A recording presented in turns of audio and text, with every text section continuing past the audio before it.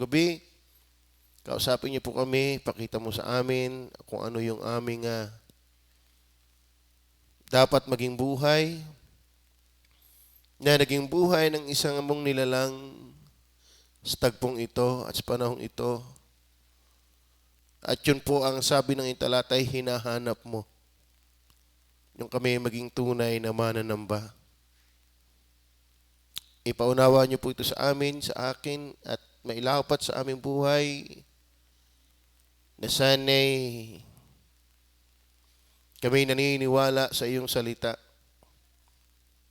at natatangay nito. Patawad po at pagpalain niyo kami sa pangalan ng Panginoong Hesus. Amen. So, sabi, datapwat dumarating ang oras at ngayon nga nasasambahin ng mga tunay na mananamba ang Ama. So ang ating pag-uusapan ay ang banal na kasulatan sa tunay na pagsamba. The scriptures in real worship. Sasambahin ng mga tunay na mananamba. Matindi po yung salitang iyon. Sasambahin ng mga tunay. Ibig sabihin, pag sinabing tunay na mananamba, merong hindi tunay. At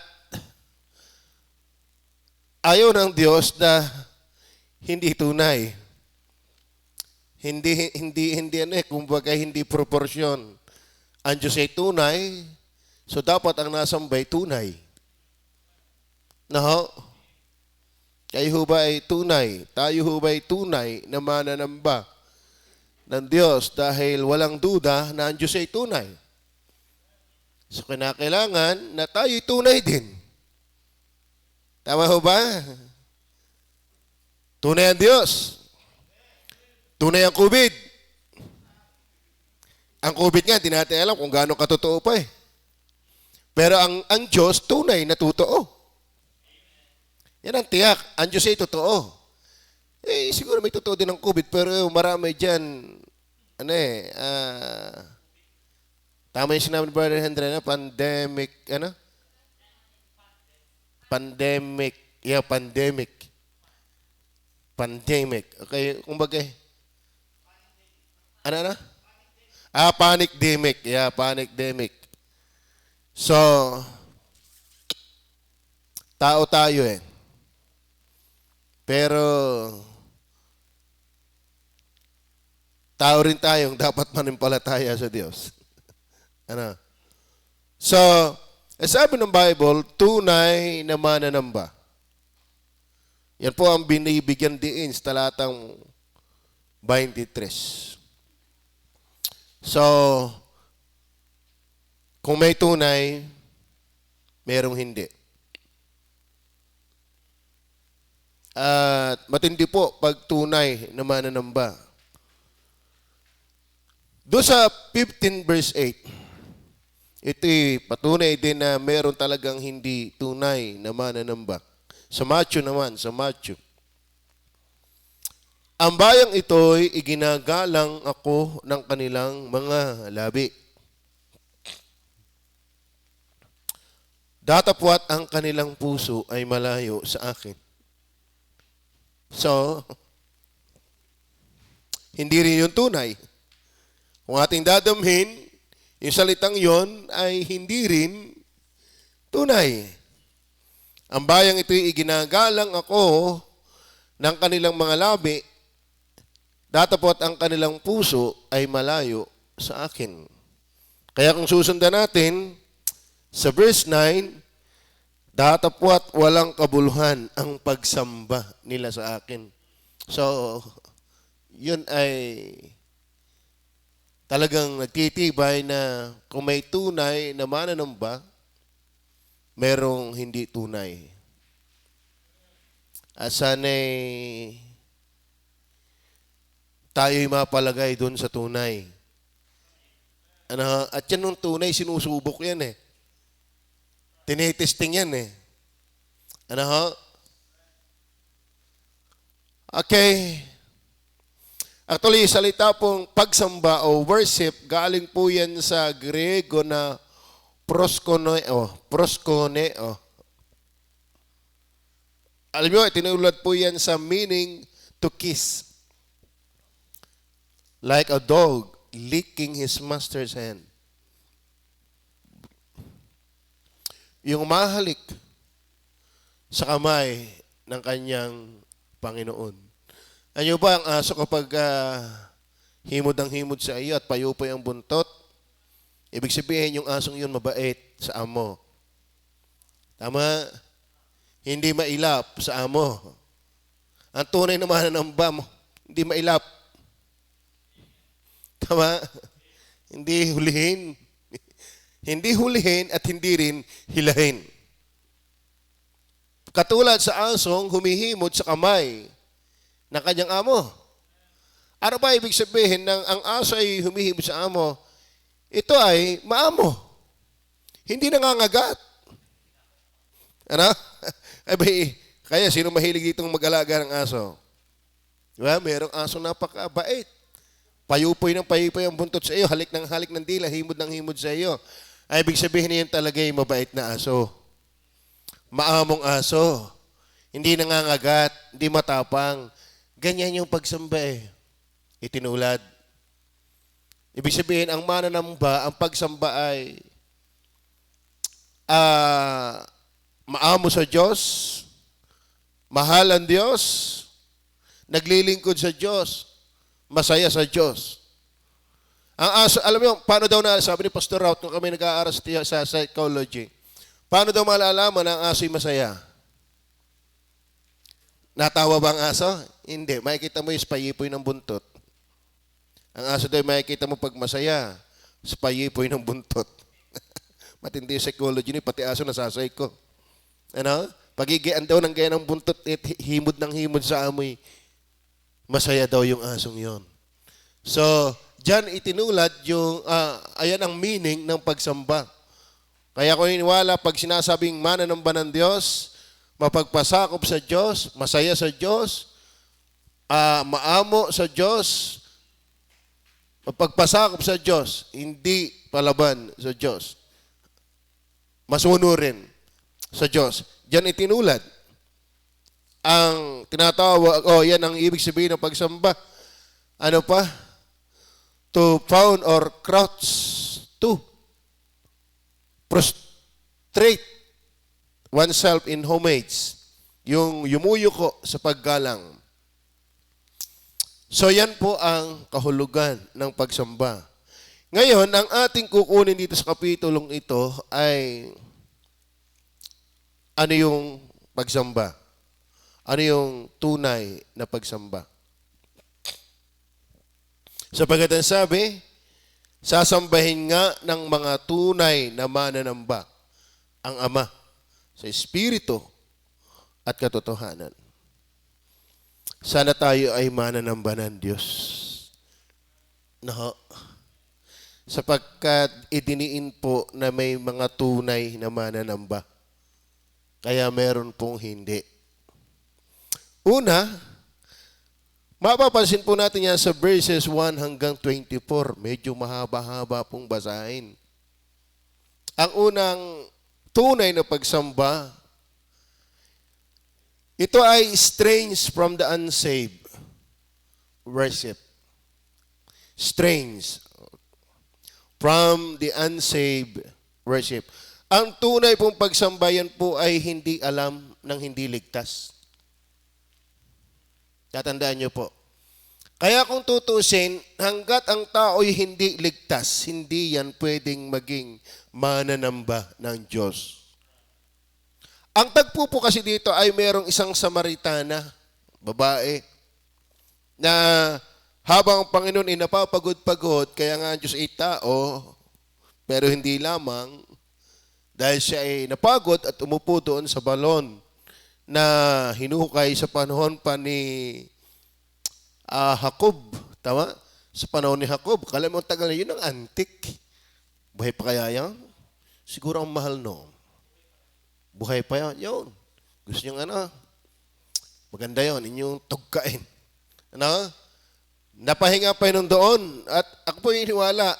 Dahil siya Diyos, intention yun eh. Sabi niya, kinakailangan kong dumaan sa Maria.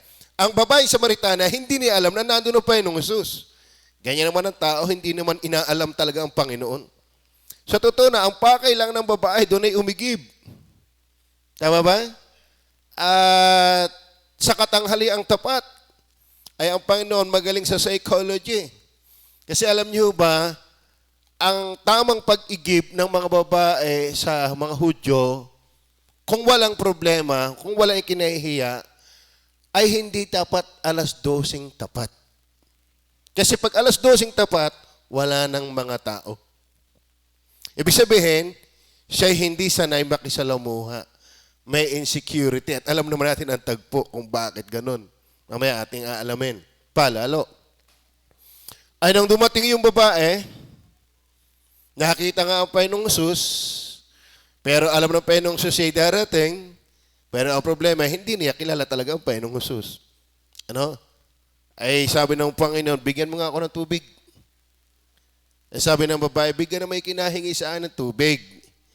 Ako'y isang Samaritana, ikaw ay isang Hudyo. Sapagkat sa panahong yon ay merong gap ang Hudyo at ang Samaritana. Sabi ng Panginoon, kung naikilala mo lamang kung sino ang humihingi sa iyo ng tubig, at kung ikaw ay hihingi, bibigyan ka niya ng tubig ng buhay. Diba? Tapos sabi, siya, ibigyan mo ko ng tubig ng diyan, hindi yung gayer niya, pauli-uli pa. Pero sabi ng sige, tawagin mo ang asawa mo. Sabi, okay, walang asawa. Tama sinabi mo, wala kang asawa dahil ang kasama mo ngayon pang-5 na. Diba? Nabasa niyo ba ito? Sabi niya ba, napapaghalata kung ikaw yan, propeta, ang galing mo manghula. Kilala mo ako. Sapagkat ang Diyos ay sinasamba namin sa lugar na ito. Pero sabi na, kaya dumating sa usapang pagsambay, di ka? So ngayon, ang aking lang pinupuntos dito mga minamahal, ang babaeng ito, pumunta sa balon, hindi pangunahing pakay at lipon ng babae ang Panginoong Jesus. Sa pagsamba, hindi nga niya alam na nandun ang Panginoon eh. At hindi niya kilala yun. Ayun eh. Ngayon, sa verse 20 to 24 lamang nag-start ang kanyang bibig sa salitang worship. So hindi talaga yun ang paksain. Ayun po, ganyan naman po ang believer eh. Hindi pinapaksa ang Diyos. Kaya paano pa magiging totoong pagsamba, mananamba? Hindi naman talaga yun ang talagang pangunahing lipon ng tao. Hanggat wala ka meron nga na kay Kristo na para hindi pa rin pinaglilipunan ng Panginoon eh. Tama ba? At talaga ang pakay lang ng babaeng ito ay karaniwang hanap lang ng physical concern. Iigib. Yan po ang maraming tao. Hanggat hindi ligtas, ang concern lamang yung pangailangang physical. Siya na may napunta doon sa balon, hindi para pinapakay niya ang Panginoon. Hindi nga niya alam na doon ang Panginoon. Ang nakakaalam laang ay ang Panginoon na siya darating. Sapagkat sabi ng talata sa previous verse, sabi niya, kinakailangan kong dumaan sa Samaria. So, malalim po yung silip. Ay, iniwalang alam na ng Panginoon niyo bago pa itatag ang sanlibutan. Ano? But the point is this, ang nakakaalam nila ang Panginoon sa Espiritu Samaritana ay hindi. Kasi pagdating po lamang ng verse 20 hanggang 24, nakahalatang ikaw ay propeta At saka mini-mention yung pagsamba. Pero hindi yan from the very start. Ano po ang punto sa natin? Hala po, at ako po iniwalang naligtas talaga ang babaeng ito. Sapagkat actually, sa chapter na yan, ginamit siya para manampalataya ang maraming Samaritana. Sa totoo na ba? Nabasa niyo ba yan? Ako po iniwala. Pero hindi niya lipon yun. Hindi niya paksain yun. Hindi niya pakay yun. Bakit? Hanggat kasi ang tao hindi ligtas, hindi yan interesado sa spiritual na bagay. Ang alam lang niya ay umigip. Diba? Kaya salitang, ang tao ay hindi nabubuhay sa magitan ng tinapay lamang, kundi sa magitan ng salita ng Diyos na lumalabas sa kanyang bibig. Yun ay totoo sa mga ligtas. Ang pakay lamang ng hindi ligtas, puro tinapay na literal. Tubig na literal. Kaya sabi nga niya ay, Kung nakikilala mo lamang kung sino ang humihingi sa iyong tubig, ay bibigyan ka niya ng tubig at ang tubig na ibibigyan niya sa iyo ay bubukal, magpailamat, di ka na mauuhaw. Abay, sabi ng babae, magandang tubig yan.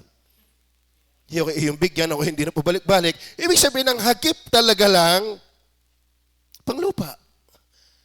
Kaya mga kapatid, ang tunay na pagsamba, yan po ay stranger sa buhay spiritual.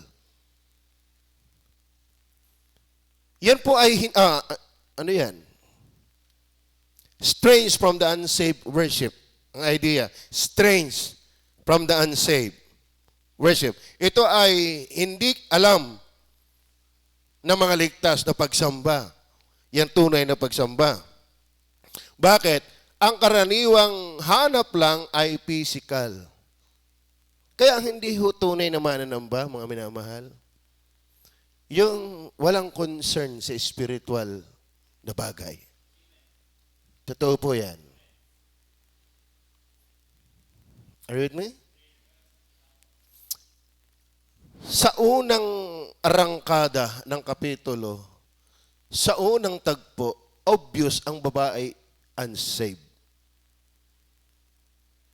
At dahil siya unsaved, ang pakay niya hindi talaga ang Panginoon. Hindi talaga niya alam na andun ang Panginoon. At nung magkausap pa sa tubig, ang hagip ay tubig nga. So paano ka magiging tunay na mananamba, hindi mo nga hagip na usapan ng spiritual? Tama ba? Ang karaniwang hanap lang ay physical concern, iigip ng tubig. And then, stranger sa buhay spiritual. Yan ang mapapansin po natin. Bakit? Tingnan po natin ang verse 10 hanggang 15. 10 hanggang 15. Stranger po. Ibig sabihin, pag sinabing stranger, hindi niya alam. Niya sabi, sumagot si Jesus at sa kanya sinabi, kung napagkikilala mo ang kaloob ng Diyos at kung sino ang sa iyo nagsasabi, painumin mo ako. Ikaw hihingi sa kanya, ikaw ay bibigyan niya ng tubig na buhay. Kala may tubig na buhay. Sinabi sa kanya ng babae, Ginoo, wala kang sukat iksalok ng tubig at malalim ang balaw. Saan nga naroon ang iyong tubig na buhay? Kita mo hindi hagip. Hindi hagip. Tama ba? Ay hagip nyo na ho ba? Ang tinutukoy ng Panginoon. Tama ba? Ibig sabihin, tayo yung naandoon sa sistema ng mananamba. Kasi alam na natin yung spiritual na usapan. Alam natin yung spiritual na konteksto. Pero hanggat ang tao hindi kilala si Kristo, kasi sabi ko nga sa inyo, hindi paligtas ang Samaritana sa unang arangkada ng usapang ito. Later pa siya nakakilala sa Panginoon. So hanggat talaga ang tao hindi kilala sa Panginoon, stranghero sa spiritual na buhay, paano ka magiging mananamba noon? Tama ba? Hindi pwede kung maging mananamba ang medyo ola sa spiritual na bagay. Naintindihan niyo ba yan? Oo. Nako. Ano ba? Siya ho ay tipo ng tao ngayon na ang kaya lang abutin ng isip ay puro literal. Puro praktikal. Tubig na sagyang iniinom. Tinapay na sagyang kinakain. Pero yung tunay na tubig ng buhay, yung si Kristo, yung diba? Physically, ang tao ay nangangailangan ng tubig. Pero pag sinabing spiritual, si Kristo ang tubig, ibig sabihin, nauuhaw ka rin dapat sa Kanya. Kasi si Kristo ang tubig ng buhay. Ang tao nangangailangan ng tinapay, so may physical na tinapay. Pero si Kristo, sabi ni Kristo, I am the bread of life.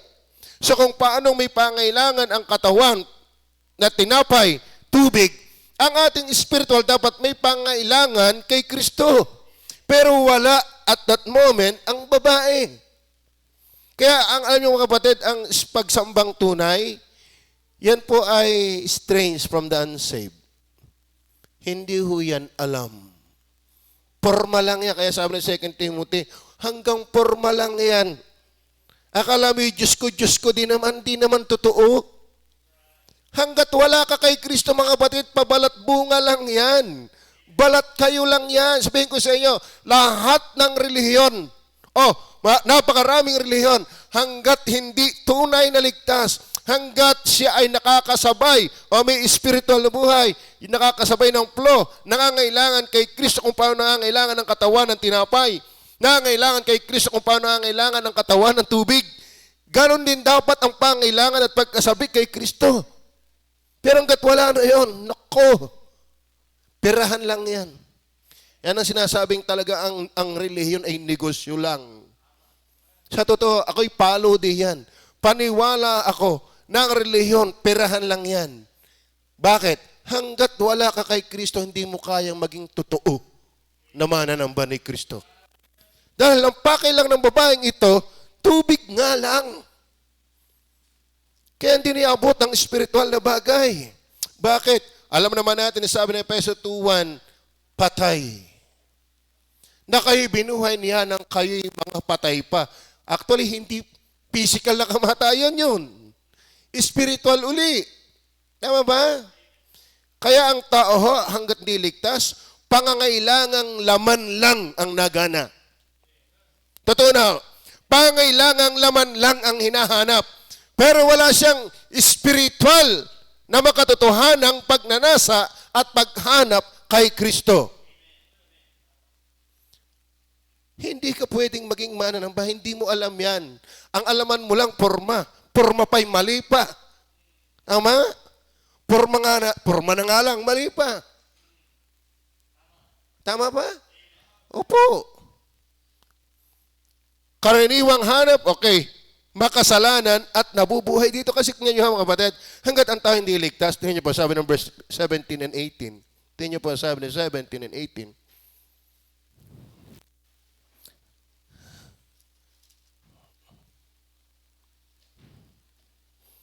Di sabi, bigyan mo ako ng tubig na ganito. Sinabi sa kanya ni Jesus, humayo ka. Sa verse 16, tawagin mo ang iyong asawa at pumarito ka. Sumagot ang babae, sinabi sa kanya, wala akong asawa. Sinabi sa kanya ni Jesus, mabuti ang pagkasabi mo wala ang asawa, sapagkat nagkaroon ka ng 5 asawa. At ang nasa iyo ngayon ay hindi mo asawa. Dito'y sinabi mo ang katotohanan. Ano kapag tayo hindi ligtas, makasalanan at nabubuhay dito?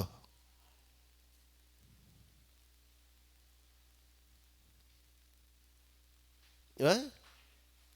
Halahin mo yun.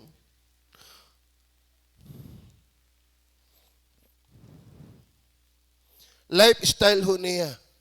Hindi lang ho siya makasalanan, lifestyle niya ang kasalanan. Hindi lang na po kinakailangan ang babae maging 5 ang lalaki para maging lifestyle. Maraming klase ng lifestyle ng kasalanan. Isa ng lifestyle, yung wala kang ang hilig sa spiritual na bagay. Tama ba? Itong babaeng ito ay hindi lang makasalanan, siya'y alipin ng kasalanan. At, what do you think? Ba't siya nakalimang lalaki? Sipayong sipayo. Pag-iisa. Ano? Ganyan ang believer. Malungkot. Pag-iisa.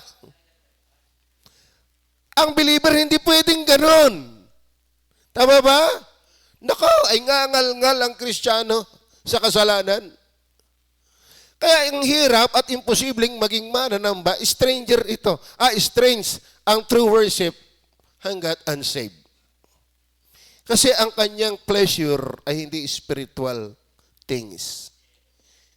Siya yung makasalanan, governed by sin, and enjoy ang sin.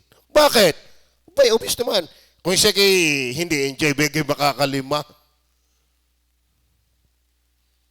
Tama ba? Ay malupit. Kumbaga sa sigarilyo, kung hindi ka masasaya sa sigarilyo, ay tama na ang isa. May kulang ang 2 kaha maghapon. Kung ikaw hindi masaya sa alak, tama na ang isang shot.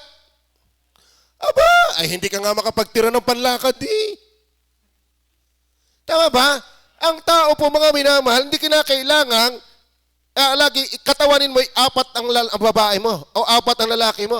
Maraming kinaaadikang mali ang tao. Ang tao ay hindi adik sa Diyos. Ang tao hindi humaling sa Diyos. Ang tao ay humaling sa kasalanan. Kaya yung pag-uusapang tunay na pagsamba, stranger ka dyan. Wala kang namumutaktakan dyan. Puro ka lang pakisama. Puro ka lang pakitang tao. Pero hindi real. Ang bayang ito'y iginagalang ako ng kanilang labi. Husto sa paggalang, labi lang. Pero yung puso ay malayo. Hanggat hindi ka tunay na bagbag sa kasalanan, hanggat hindi ka tunay na may relasyon sa Diyos spiritually, stranger ka sa reality ng pagsamba. Ikaw ay aso, pero hindi yung nahalik, nangangagat, naglalaway, kuyom ang buntot, hindi napay-ipoy. Ano yun? At ang mapapansin natin dito, sabi ng 19 to 25, tingnan po 19 to 25, sinabi sa kanya ng babae, Ginoo, napagkahalata kung ikaw ay isang propeta. Ibig sabihin, hindi niya mapinpoint kung sino talaga si Jesus. Tama ba? Paano kang mananamba doon sa hindi mo kilala? Mahirap yun. Ay, mas kilala mo pa nga si Maria, kaya lagi ang dinalanginan mo. Sa totoo na mga minamahal, maraming tao kilala si Maria, pero si Kristo hindi. Tama ba? Tanyo ha, napagkahalata akong propeta, ibig sabihin hindi talaga kilala. Paano ka magiging tunay na mananamba sa Diyos na hindi mo kilala? Tama ba? Yan po yan. Kaya mga minamahal, ang unang puntos natin sa the scriptures in real worship, strains from the unsaved. Hanggat hindi ka tunay na anak ng Diyos, hanggat wala kang tunay na relasyon kay Kristo, hanggat hindi ka tunay na nagmamalay at nakakaintindi ng spiritual na bagay, anyo ka lang, mali pa. Tama ba? Akala nyo ga, basta na ang pagiging mananamba ng Diyos? Akala ho ba natin, lahat ng relihiyon tunay na mananamba ng Diyos? Eh sabi nga ng Panginoon, hindi ang bawat nagsasabi sa akin, Panginoon, Panginoon, ay papasok sa kaharian ng langit. Diyos mismo, Panginoon mismo magsabi, hindi perke. Tumatawag ka sa Panginoon, mananamba ka ng Panginoon. Eh dapat tayo'y maliwanag ang kaalaman diyan. Hindi porke kayo nananata, hindi porke kayo paladasalin. Ala, okay naman, pwedeng anyo lang yan. Pag mangmang ka sa bagay na espiritual, estranghero ka sa katotohanan ng pagsamba. Tama ho ba? Totoo po.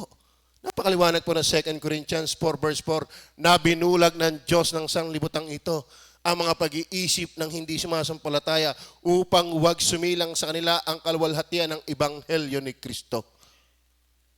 Hanggat hindi ka ligtas, hanggat hindi mo tiyak na ikaw ay palangit, hindi ka mananamba ng Diyos na nasa langit. Tsaka sinasamba mo yung Diyos na nasa dingding. Yan po yan.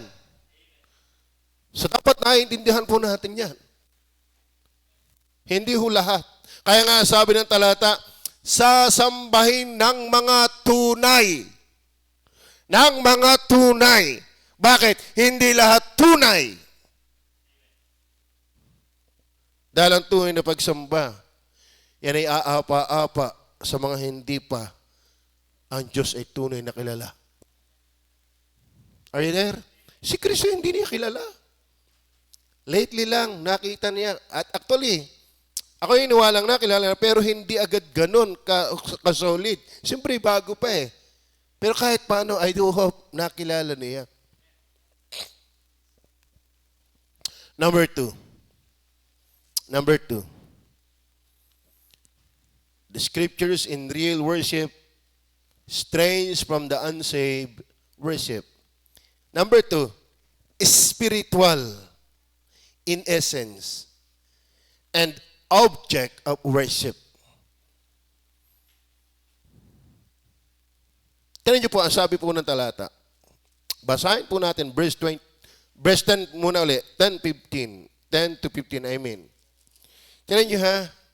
Kasi, nung magsimula ang verse 10, humantong hanggang verse 24, dinadala talaga ng Panginoong Jesus sa spiritual na pag-uusap.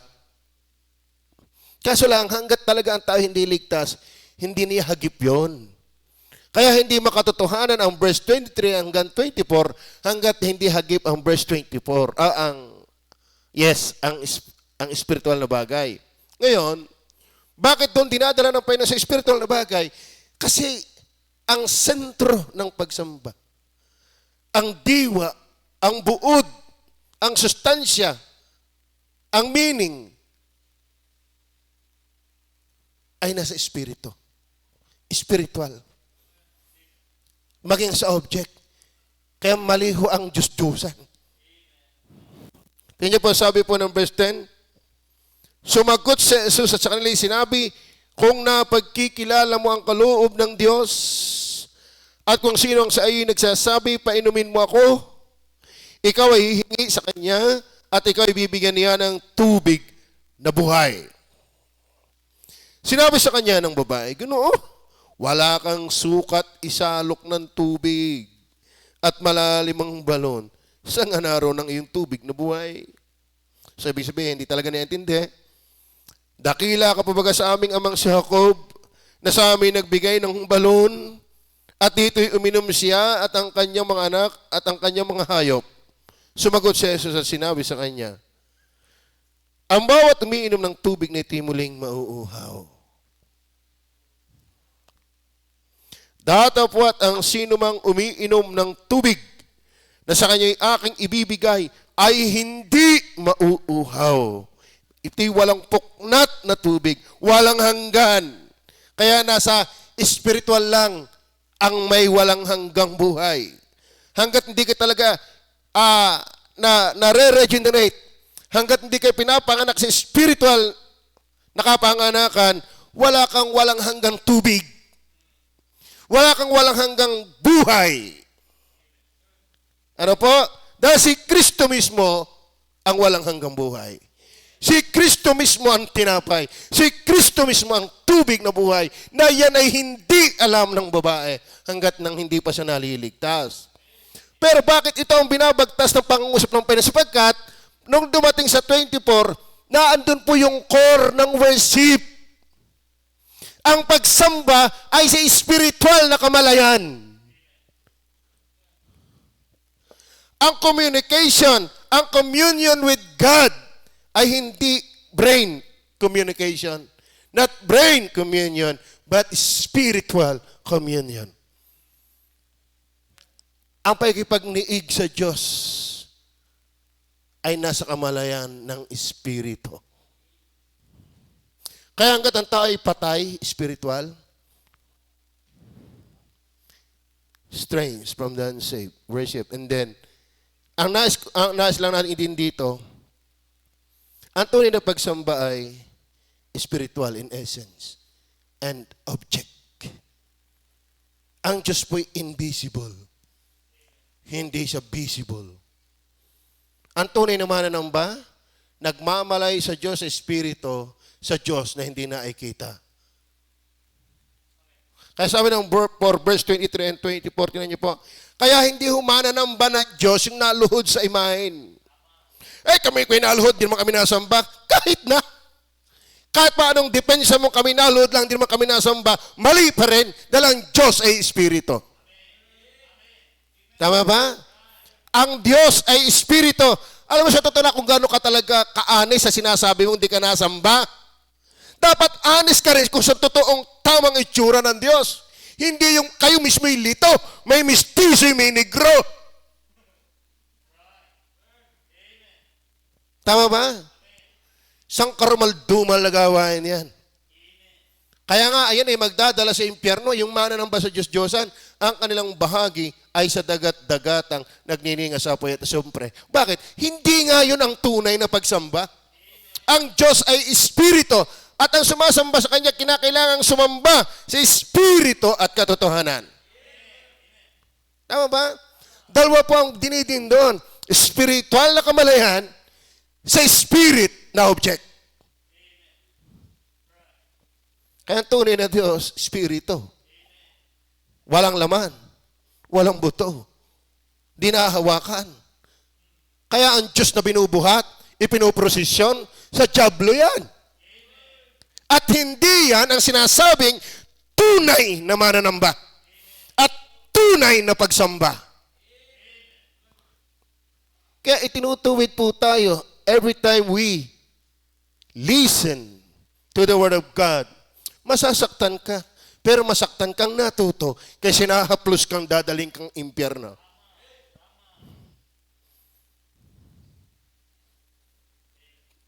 Tama ba? Mga kapatid, mahal ko kayo. Dapat itong sabihin. Dapat itong sabihin. Mapapansin po natin yan. Kaya verse 21, ang sabi po diyan ng verse 21, at sa kanya'y sinabi ni Jesus, babae, paniwalaan mo ako. Believe me. Huwag kang maniwala sa sabi-sabi. Huwag kang maniwala sa palagay mo, ako ang paniwalaan mo. Dahil ang tunay na mananamba, nakakaintindi ng espiritual na bagay. Sapagat ang pagsamba para maging tunay, spiritual in essence. Tama ba? Kaya sabi niya, na kahit sa bundok na ito, tamo ha, as Jerusalem, ay hindi nyo sasampahin ang Ama. Ang ibig sabihin lang ng Panginoon dahil sa inyo Espiritu. Tama namang sabihin ng Diyos ay kahit saan pwedeng sambahin. Tama. Pero kung ang Diyos ay ribulto, doon ka lang pupunta kung saan siya nakasabit. Pero sabi ng talata, ano sabi ng talata? Sa inyo sinabi ni Jesus, babae, paniwalaan mo ako, na dumarating ang oras na kahit sa bundok na ito, o sa Jerusalem, hindi sa Jerusalem, ay hindi nyo sasambahin ng Ama. Sinasamba ninyo ang hindi nyo nalalaman. Sinasamba namin ang aming nalalaman. Sapagkat ang kaligtasan ay nanggagaling sa mga Hudyo.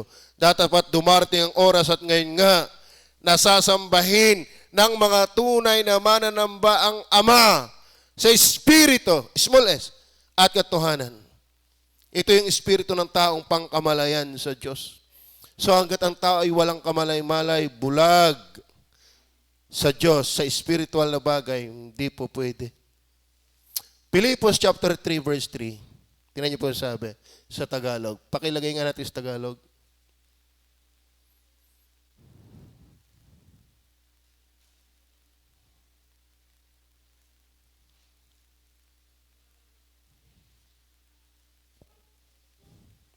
Sapagkat tayo ang pagtutuli. Ano ba yung pagtutuling yan?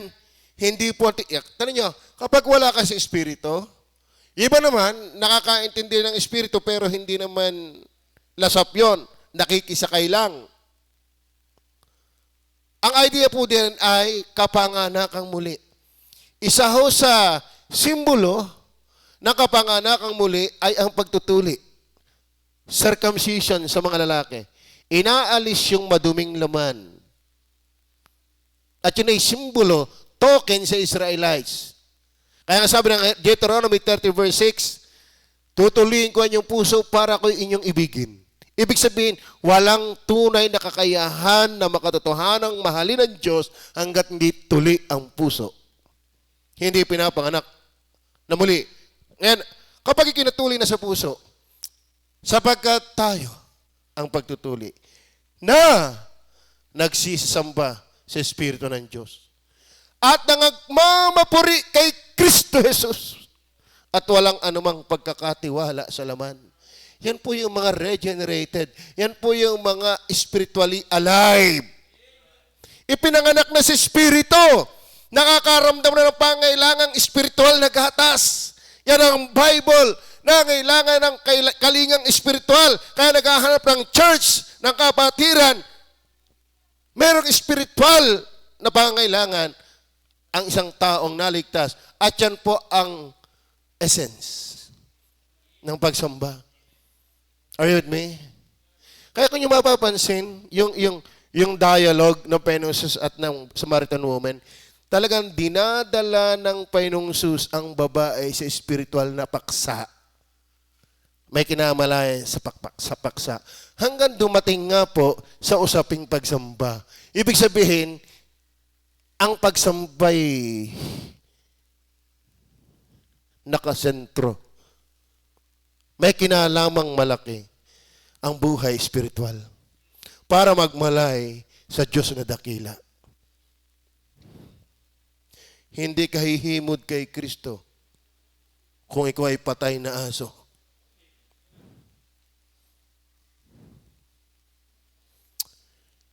Yan ang dahilan kung bakit, kung tutusin, pagdating sa verse 8, di ba sabi? I'm sorry. Kinalbit ng Panginoon ang buhay niya sa kasalanan. Saan ba talata yan? Alam kong, sabi niya, tama ang sinabi mo, wala kang asawa. Ayaw kung bakit. Kinalbit ng Panginoon, kumbagay pinukaw, tinukmo, sinagya, intensyon, na ipamukha yung kanyang buhay. Kasi bakit, mga kapatid? Ginagamit ng Holy Spirit na instrumento na sagyain ang tao'y ipamukang makasalanan. Sapagkat ang sabi ng John 16:8, tingnan niyo pa sabi ng John 16:8, and when He is come, that pertains to the Holy Spirit, He will reprove the world of sin. Pagdating ng Holy Spirit, kanyang susumbatan ang mundo sa kasalanan. Ibig sabihin, ang ministry ng Holy Spirit, sumbatan tayo sa ating kasalanan. Ipamuka sa atin ang ating kasalanan. Bakit? Diyan tayo magigising spiritual. Kaya kainwala mga kapatid, para siya'y makaunawa, para siya'y makasakay sa usapang pagsamba, dapat makita mo kung sino ka. Intentional na kinalbit ng Panginoon, hoy. Kapag hindi ka nabago sa buhay mo sa kasalanan, hindi ka talaga magiging mananambat, makakasakay sa spiritual na usapan. At di ka tunay na magiging mananamba ng Diyos. Ay there? Tingnan ha? Yan ang dahilan kung bakit kinalbit, sinukol ng Panginoong Jesus ang kanyang kasalanan at pamumuhay dito. Dahil ito ang ministry ng Holy Spirit. Kaya ako po naniniwala, tama yung sinabi ni Paul Wasser. Ang iglesyang mayaman sa pagkilos at paggawa ng banal na espiritu ay ang iglesyang laging ipinapangaral ang kasamaan ng kasalanan. Sapagkat ang banal na espiritu, siya'y naparito, hindi para mangunsinti, hindi para kumampi sa masama nating ginagawa, kundi tayo hiyain, kundi tayo sumbatan.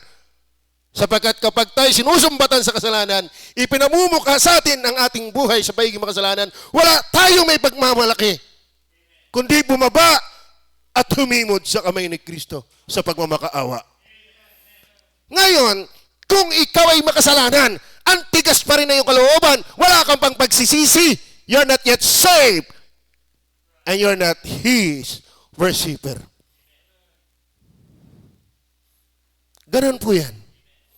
Sagyahong kapag ang tao po'y gusto makaabot sa pagkakilala kay Kristo, paksain ang buhay mo kung ano ka sa pagiging makasalanan.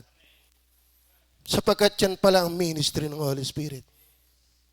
Ang sabi po ng verse 8, and when He is come, He will reprove. The word reprove, from the Greek word, to compute, admonish, convict, convince, tell a fault, rebuke, reprove.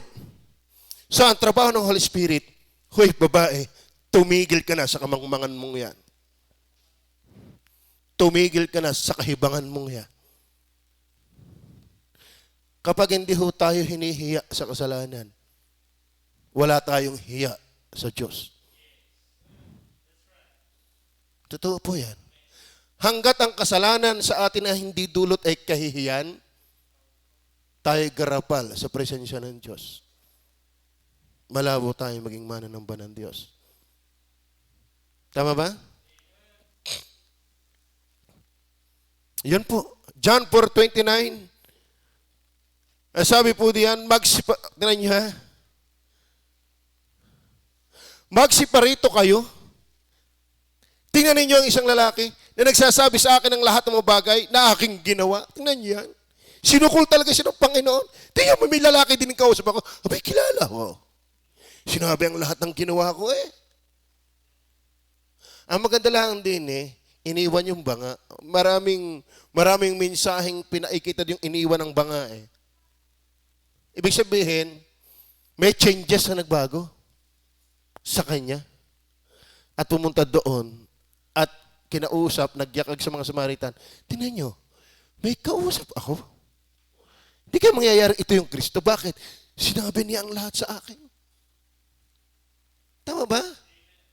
So, ibig sabihin mga kapatid, nagkaroon siya ng kamalayan ngayon dahil sinumbatan siya sa kanyang ganong buhay.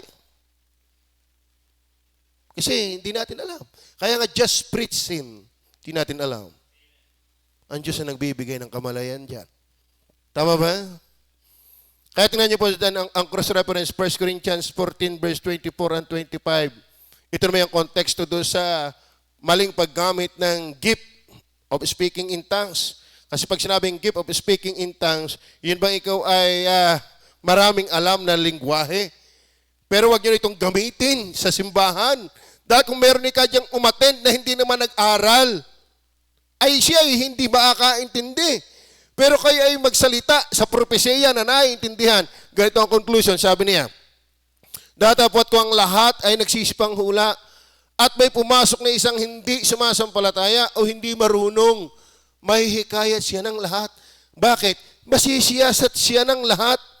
Ang mga lihim ng kanyang mga puso ay nahahayag at sagay magpapatira pa siya at samba sa Diyos. Tingnan niyo ha? Kapag palang na-realize mo ikay makasalanan, nahiya ka at nakumpronto ka, ang kabuntot na yun, sasamba ka sa Diyos. Kaya kapag ang kasalanan, hindi man lamang pinag-uusapan, nabubuhay na sa kasalanan, hindi man lamang nasasamid, hindi man lamang nahihiya, hindi man lang naiyak, hindi ka sasamba. Kasi kung bakit nagkaroon ng pagbabago ang babae, nahalwat yung kanyang buhay. Gayon din ang patutuan ng 1 Corinthians. Kapag nahalwat yan, dahil naintindihan ng pangaral, naabot ang kanyang puso, na ilantad, na ibulgar ang kalagayan ng kanyang puso sa kanyang buhay, pagiging makasalanan. Ang kasunod na yon, sasamba siya sa Diyos. So, ibig sabihin, ang taong lugami, matigas sa kasalanan, hindi yan sasamba sa Diyos. Tama ba? Kapag matigas ka sa mali, hindi ka mananamba ng Diyos. Kasi, verse 25, ang mga lihim ng kanyang puso ay nahahayag. Tama, kapag ang preaching maliwanag, Tagalog, hindi speaking in tongues, gumawa ang Holy Spirit, nasisiwalat ang kanyang buhay, pag gay, kinilos ng Diyos, nagpakumbaba, to follow na yung pagsamba. Tama ho ba? Sa buhay espiritual, ang simula at patuloy na paglagong espiritual, ang tunay na pagsamba. Ano ho? Then number 3. Verse 26 and 29. Tingnan niyo po. Ating punahin ang verse 26 and 29. Sinabi sa kanya ni Jesus, kasi sabi doon, verse 25, sinabi sa kanya ng babae, nalalaman ko na paririto ang Mesayas. Na pagparito niya, ipahayag niya sa amin ang lahat ng mga bagay. Sinabi sa kanya ni Jesus, ako na nagsasalita sa iyo ay siya nga. Ano ba meron tinanong kong commentary dyan sa verse 26? Ganito ang kanya sabi, bago niya ibigay ang puntos. I that speak unto thee am He. I am the Messiah. This was the first time that He openly professed it. He did not do it yet to the Jews, for it would have excited envy and opposition. But nothing could be apprehended in Samaria. And as the woman seemed reluctant, to listen to him as a prophet and profess her willingness to listen to the Messiah, he openly declared that he was the Christ, that by some means he might save her soul. From this we may learn. Okay, wala na yung from this we may learn. Ang puntos dito, bakit siya nagpakilala? Kasi, dala na sa daloy. Kumbaga, nasa momentum na rin yung babae. Na hindi niya ito ginagawa sa mga Hudyo panahon niya kasi ito yung first time magpapakilala. Ang puntos ko dito, mga minamahal,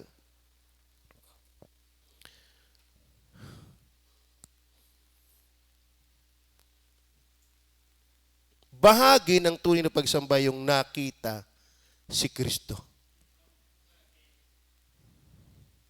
Seen Christ, worship. Kaya sabi ko sa inyo, ang babae namang ito hindi kilala ang Panginoon eh. Pero para maging makatotohanan ng pagsamba, hindi lang dapat ikaw ay maligtas at magkaroon ng spiritual na buhay, kasi yun ang esensya, dapat makilala mo si Jesus kung sino siya. Ibig sabihin, malabo at malayo ang katotohanan ng pagsamba hanggat hindi mo nakikita kung sino si Jesus. So, ang ginawa ng Panginoong Jesus, hindi lang kinalbit yung kabulagan niya sa pagiging makasalanan, pinakilala niya sapagkat mananatili ka pang bulag hanggat hindi mo nakikita kung sino si Jesus. Don't tell me na nakita mo na, nakakakita ka na kung hindi mo nakikita si Jesus.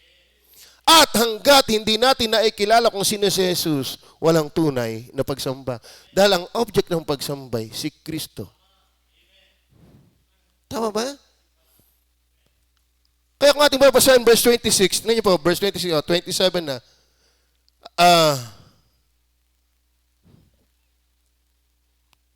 Verse 27, sa ganito yung dumating na yung mga abala. Pagdating ng verse 27, di ba?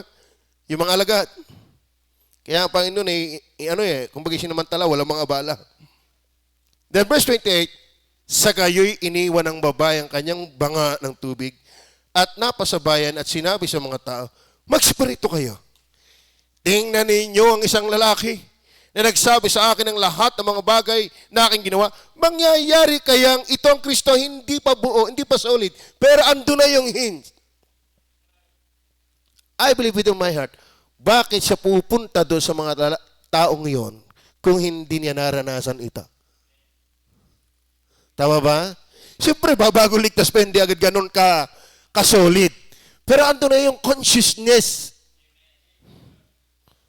Tama ba? My point is this, mga batid, para maging tunay na pagsamba, dapat kita mo at kilala mo kung sino si Kristo. Actually, mga batid, sa Isaiah, chapter 6, verse 1 hanggang 3, nabasa natin po ito, di ba? Yan niyo po. Noong taong mamatay ang Haring Uzzias, ay nakita ko ang Panginoon. Nakita ko ang Panginoon. Hanggat hindi mo kita ang Panginoon, walang pagsamba. Bakit ang mga seraphim sumisigaw, holy, holy, holy? Andun yung respect. Andun yung pagsamba. Why? They saw the Lord. Kapag ikaw inasimbahan, kita mo lang ay kesame. Kita mo lang ay tiles. Kita mo lang ay kadaismo. Pero hindi mo nakikita yung Kristong sinasamba dito. Aalis kang walang pagbabago. You have to see Christ. Who is Christ? Tingnan niyo po sabi ng talata, nang taong mamatay ang Haring Uzzias, ay nakita ko ang Panginoon mas mataas, mas malaki sa kubid. Na nakaupo sa isang luklukan, matayog at mataas, at pinuno ang templo ng kanyang kaluwalhatian. Ang kita niya ay matayog at Diyos, nakita niya kung sino ang Panginoon. Ang tingin niya sa lupa ay hindi salot. Ang kita niya ay kaluwalhatian ng Panginoon. Kaya tayo ang laki ng takot natin kasi hindi natin kita ang Panginoon. Totoo na po. Ang taong takot na takot sa salot, hindi ang takot sa Diyos. Ako'y takot din. Pero pinamamayani ko muna ang pagkatakot sa Panginoon. Napakalaking issue niyan. Pero ganong kalaking issue si Kristo sa iyong buhay? Tama ba?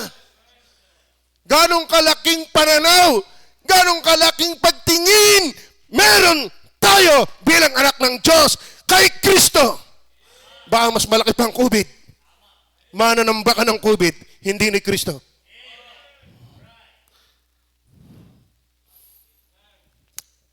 This is my conviction. Pag time ko, time ko.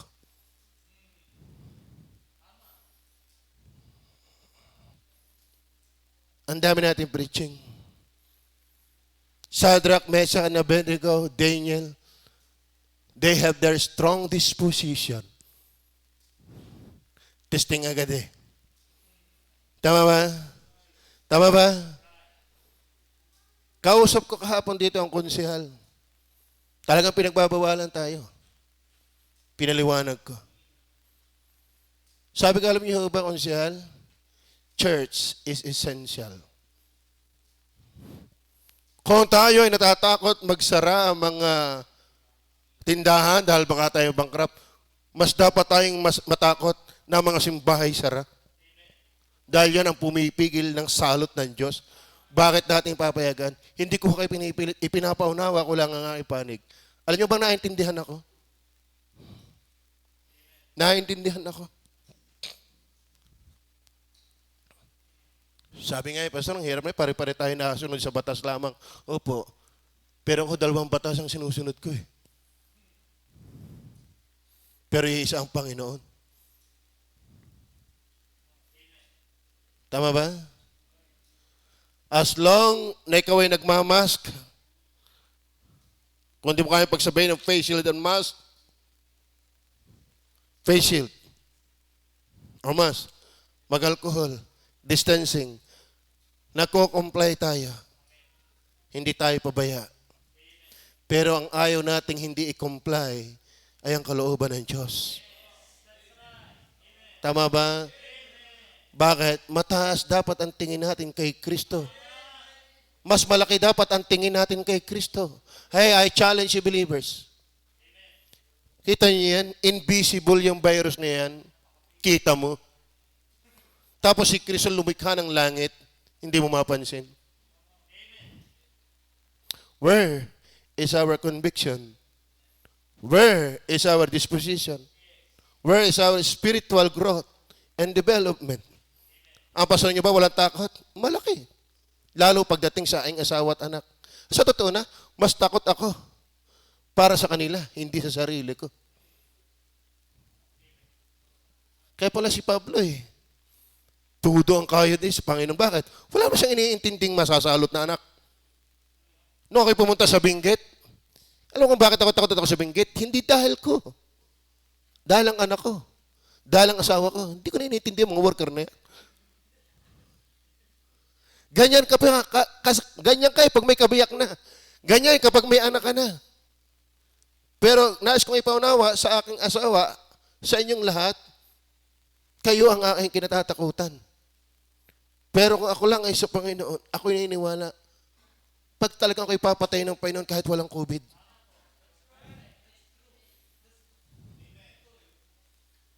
Ngayon, di ba tayo napalo? Pinaliwanag ko, nagko-comply po kami. Nagko-comply po kami. Tingnan niyo po, konsehal, andun pa sa labas ang alcohol. Siya nga eh. Kaya dito sa loob ay may distancing. Oh, habang nakikinig. Bakit? Sa akin, church is essential. We cannot tell how sincere we are in our passion and love for Christ without becoming the church is essential. Tama ba? Yun lang, kalangan-malangan namin sa inyo, kami taga rin eh. Tama ba?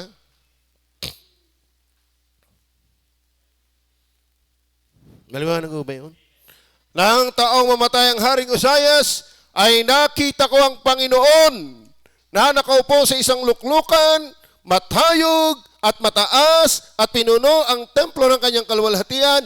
Sa itaas niya ay nakatayo ang mga serpent.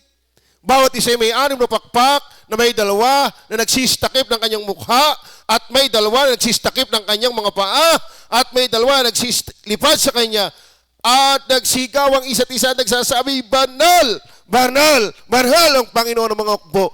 Ang buong lupa ay napuno ng kanyang kaluwalhatian. At alam niyo ba kung sino nakita nito ni Isaiah? Tingnan niyo po ang John chapter 12 verse 41. These things is said Isaiah when he saw his glory and he spake of him that pertains to Christ.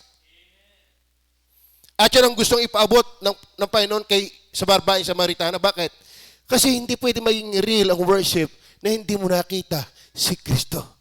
Hindi mo nakilala kung sino si Kristo. My dear brethren, siya yung Messiah. Siya yung Diyos na nagkatawang tao. Siya yung manunubos. Hanggat di mo siya kilala, si Kristo, mananamba ka ni Maria. Kala mo ginamit lang para maging katawang tao, siya pa ang naging dakila eh. Dakilang ulaga pagkagaya. Colossians chapter 1 verse 15 to 17. Tingnan niyo po sabi ng Bible. Colossians 1:15 to 17. Let's see who Christ is. Tingnan niyo po sabi. Who is the image of the invisible God? Lagi natin pinapaliwanag, ang Diyos hindi nakikita. Pero bakit si Kristo ang image? Bakit? Walang kaya mag-represent ng perfect kung sino ang Diyos, kundi Diyos din. At dapat malaki at maliwanag ang tingin natin kay Kristo dyan. Dahil kung hindi, hindi ka tunay na mananamba. Tama ba?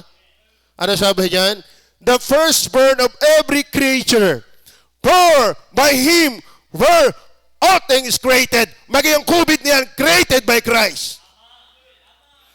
There will be no such COVID without Christ who allowed that COVID. Kaya siya ang may kontrol niyan. Hindi kontrol ng COVID si Kristo. Si Kristo ang may kontrol ng COVID na yan. But tayo ba'y nagbabaliwala dyan? Hindi. Pero mas masakit sa akin baliwalain ang gawain. Kasi Kristo, nang dahil niyan.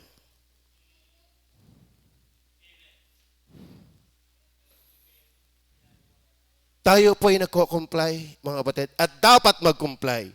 Kaya tigilan natin yung kahibangan natin lagi sa picture. Ano? Marami mga dito. Hindi na umay na lagi nagpicture ng solo. Mga yung people, bawasan nyo na yan.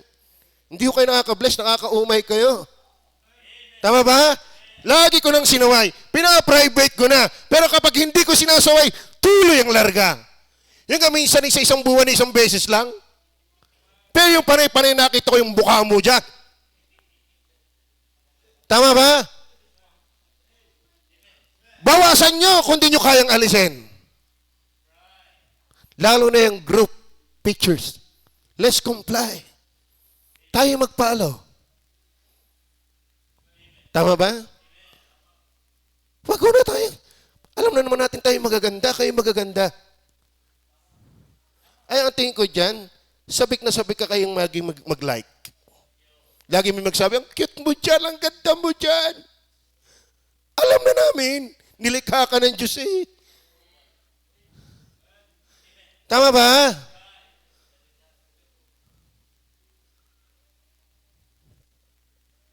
Ay, distancing nga. Paglalabas na may picturean sama-sama, wala pang mask. Hindi pa kaya kayo niyan. Di ba? Kung magpicturean kayo, di buruhin nyo na lang sa cellphone nyo muna.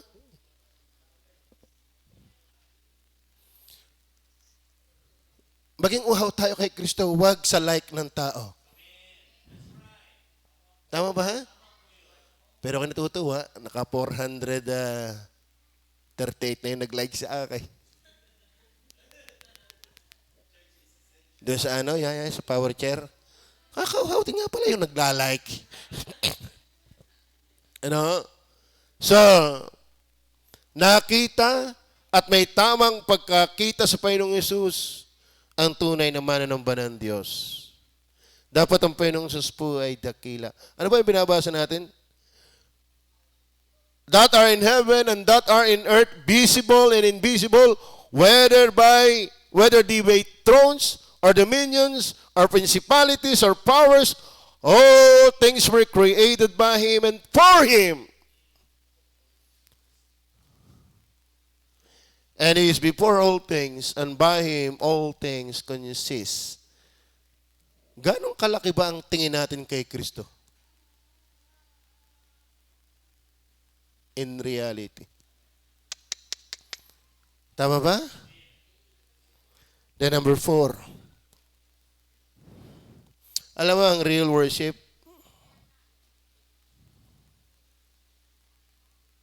The scriptures in real worship strange from the unsaved worship, spiritual in essence and object of worship,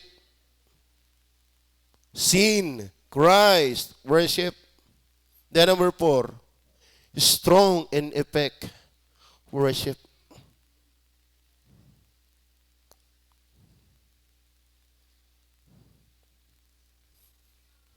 Are you there? Bakit? Tingnan niyo po, ano nang nangyari sa babaeng ito? Nandiyo po ba kayo? Verse 28, tingnan niyo po sabi. Sa gayoy, iniwan ng babae ang kanyang banga. Mga batid, mahalaga sa babae ang banga. Bakit siya pumunta doon? Para umibigib. At yun ang nakikita niya, kailangan niya.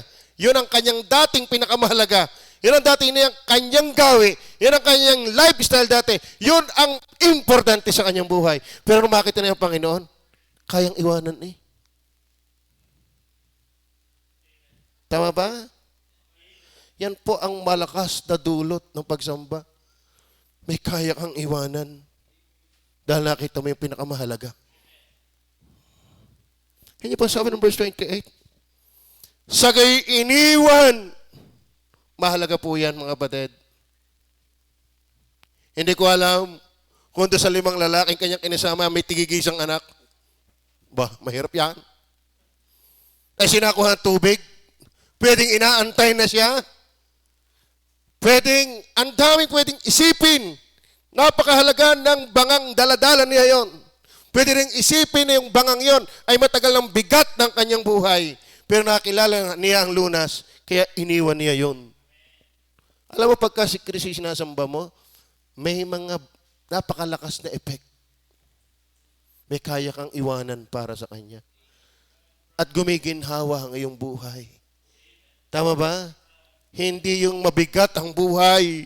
Hindi yung laging parang may pasan na lang lagi. Pasan ko ang daigdig.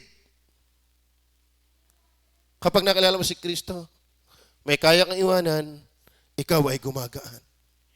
At ang maganda pa rin, sabi ng verse 29, magsiparito kayo! Aba, nalimutan na yung kanyang bahay. Di nga? Uy, yung iyong tubig, yung iyong banga, bigay pa saan? Abay, sa halip na pauwi, anong ginagawa? Nagyakag! Kaya mga kapatid, hindi porma ang pagsamba. Dapat may nagaganap na kakaiba. Imposible namang nasa lubong mo si Kristo, wala lang nangyari. Yung possessing demons, ang mamit si Kristo, tumino. Tama ba? At gusto niyang sumama kay Kristo, pinagbawalan lang. Bakit? Hindi ka pa naligo. Nagpalit ka lang ng damit, hindi ka pa naman naligo. Ibig sabihin, umuwi ka sa bahay. At ipakilala mo kung anong kadakila ang ginawa sa iyo ng Panginoon. Alam mo kapatid, kaya ang dali nating hadlangan. Baka anyo pa rin tayo. Hindi reality. Dapat talagang merong effect ang pagsamba sa Diyos. Tama? May kaya kang iwan at may kaya kang ipagsabi. Tingnan po ang verse 29. Magsiparito kayo, tingnan ninyo ang isang lalaki na nagsabi sa akin ng lahat ng mga bagay na aking ginawa. Mangyayari kayang ito ang Kristo. Dahil pagdating ng verse 39, tingnan po, verse 39.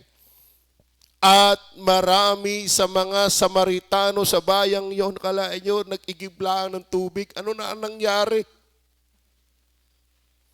Tama ba? Samantala, ang tagal natin napunta dito, ano na nangyari? Ito, hindi matagal, hindi taon, hindi buwan, hindi linggo. Ito lang, tagpong ito. Ang dami na nangyari. Dapat lalo sa atin, matagal na tayo na atin. Madami na dapat nangyari sa atin. Tama ba? Kasi mga kapatid ninyo ha, may iniwan siya, may sinabi siya, may naakay siya.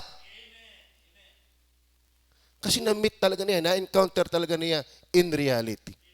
Kaya sabi ng verse 39, at marami sa mga Samaritano sa bayang iyon, ang sa kanya ay nagsampalataya dahil sa salita ng babae. Kalain mo yan? Naigiblay, kumbagay, nabili lang mo ng sardinas, sinapalipo na. At ang mapalipo niya, ang ganda na nangyari. Tama ba? Na-encounter niya si Jesus Christ, na bago ang kanyang buhay, nagbida siya at nagbunga siya. Why? Very dynamic ang worship. May strong effect. Kaya kung kayo napunta dito, dapat pag-uwi natin, may binabago talaga sa atin. Tama ba? Hindi yung walang nangyayari. Alam ko, pag walang nangyayari sa atin, baka naandito. Kaya nakakapagod ang pagsamba, wala nga nangyayari. Pero kung talagang nasamba ka, dapat may nangyayari. Tama ba? Verse 40, kaya nang sa kanya ay magsidating ang mga Samaritano, ay sa kanya ipinamanhik nila na mga tirakitan niya, yun ang pangaralan niya, kumbaga sa networking, umanak ng umanak. Tama ba? At yung bunga niya, nakiusap sa Panginoon, mag-stay ka sa amin. Dinando na din, dumami ang mananamba ng Panginoon. Tama ho ba? Maliwanag ho ba sa atin yan? Tignan niyo po, nung makita din po ni Isaiah ang Panginoon, tignan niyo po ang epekto din. Sa Isaiah 6 verse 5. Then said I, woe is me, for I am undone, because I am a man of unclean lips, and I dwell in the midst of a people of unclean lips, for mine eyes have seen the King, the glory of hosts. Ang tamang pagtingin sa sarili ay nasa tamang pagtingin sa Diyos. Kahit minsan, ipagdildila na ang ating kasamaan sa pagiging makasalanan, hindi magiging makatotohanan yan hanggat di natin nakikita ang kanyang kabanalan. Kung sino talaga ang Panginoon. Totoo yan. Tignan niyo po, pagdating ng verse 8 ng Isaiah, oh, so I heard the voice of the Lord, saying, whom shall I send? And who will go for us? Then said I, here am I, send me. Tignan niyo yan, hindi na mahirap paglingkod ang tunay na mananamba ng Diyos. Merong strong effect. Then finally, verse 23. Verse 23. Ano sabi ng verse 23? But the hour cometh, and now is, when the true worshippers shall worship the Father in His Spirit and in truth. For the Father seeketh such to worship Him. Number 5, the last, seeketh of God worship. Ay ba, tunay na pagsamba, yan ang hinahanap ng Diyos. Tama ba? Are you with me? Ay, siyempre, sino mang hindi hanapin yun? Abay, nagbunga eh. Naging buhay eh. Nabago eh. Ang hinahanap ng Diyos, hindi talaga mismo yung magandang damit. Salamat sa magandang damit. Hindi yung mamahaling pabango na sinirit mo sa iyong katawan. Salamat sa magandang pabango at mamahaling pabango. Tama ba? Hindi yung make-up, pati make-up ng patay, ginamit mo na. Salamat, nag-aayos ka na yung sarili. Pero hindi yan ang hinahanap na tunay ng Diyos. Ang hinahanap niya yung tunay na pagsamba na may effect. Tama ba?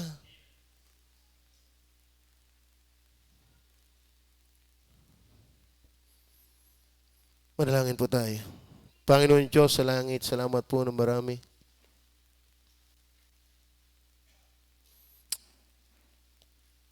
Parang ang layo ng aming buhay. Kapag ang iyong salita ang sinisiwalat. Pero salamat kami nakakaintindi ng espiritual na bagay. Pero hindi ho doon lamang nauwi ang kabuuan ng pagsamba. Meron itong epekto at ito yung hinahanap mo sa amin. Turuan niyo kami na sana'y natapos na sa amin ang anyong pagsamba. Na ikaw ay hanggang labi lamang namin. Pero ang puso'y malayo sa iyo. Hindi ka namin kita as in kung sino ka. Kaya marami kaming nakikita na hindi maganda. Dahil di namin nakikita